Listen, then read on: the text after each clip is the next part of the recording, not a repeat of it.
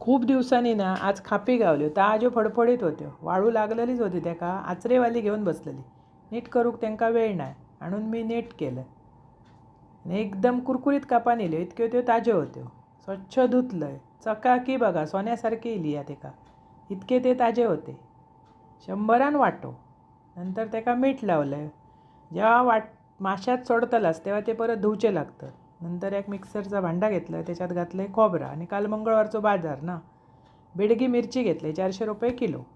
ती भिजत घातलेलं आहे. एका वड्याक ना 8 मिरच्यो घालताय मी.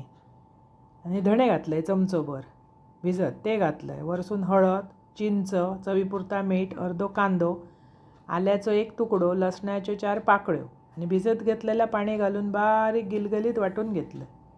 खापीची चटणी ना अप्रतिम लागतं. आंबट तिखट एकदम भारी. नंतर एक सरकूल घेतलं, त्याच्यात घातलं तेल, फोडणीक कांदो भाजल्यावर वाटा पोतलं. झयच्या थंय करायच्यो. ताज्यो फडफडीत असली का एकदम भारीच चव येतं. वरसून घातलं मीठ. वाटापाक उकळी इल्यावर खापी सोडलं.